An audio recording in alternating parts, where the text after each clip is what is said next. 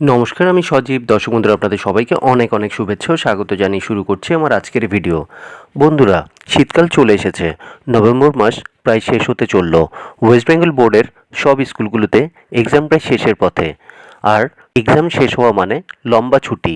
এই শীতকে কেন্দ্র করে আপনি একটি ব্যবসা করতে পারেন।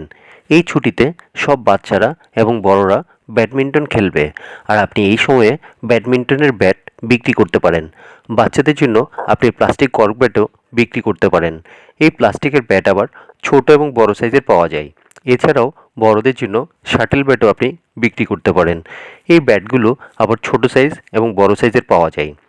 আপনি লোকাল ব্যাটও রাখতে পারেন, আবার কিছু দামি ব্যাট যেমন কস্কো, ইউনেক্স এই ধরনের দামি ব্যাটও রাখতে পারেন। ব্যাটের সাথে সাথে কর্কও আপনি বিক্রি করতে পারেন। কর্কও প্লাস্টিক এবং ফেদারেরও আপনি রাখতে পারেন। দামি কর্কের মধ্যে কস্কো, ইউনেক্স রাখতে পারেন। ডিসেম্বর থেকে জানুয়ারি পর্যন্ত এর চাহিদা থাকে। বাচ্চারা ব্যাট একবার কিনলেও কর্ক বারবার ক্রয় করে থাকে। আপনি বড়বাজার থেকে এই কর্ক এবং ব্যাট নিয়ে ব্যবসা করতে পারেন। প্রফিট কিন্তু খুব ভালোই থাকে। 2. শীতকালে ঠান্ডার সময় খেজুর রসের পিঠা খাওয়ার খুব চাহিদা থাকে। খেজুরের রস দিয়ে গুড়ও বানানো হয়। খেজুর রস এবং খেজুর রসের গুড়ের শীতকালে ব্যাপক চাহিদা থাকে। আপনার বাড়ি যদি গ্রামে হয়ে থাকে এবং যদি আপনার গাছ থাকে, অথবা আপনি গাছ লিজ নিয়েও ব্যবসা শুরু করতে পারেন।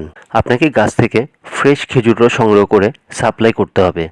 একবার যদি আপনি ভালো রস সরবরাহ করতে পারেন, তাহলে প্রতি বছর মানুষ আপনাকেই খুঁজবে।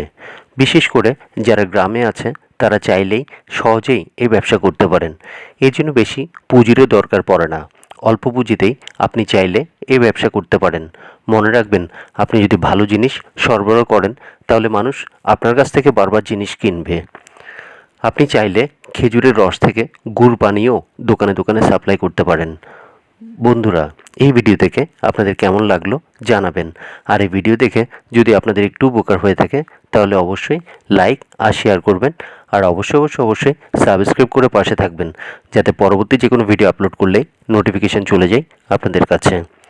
বন্ধুরা, আপনারা সবাই ভালো থাকবেন, সুস্থ থাকবেন।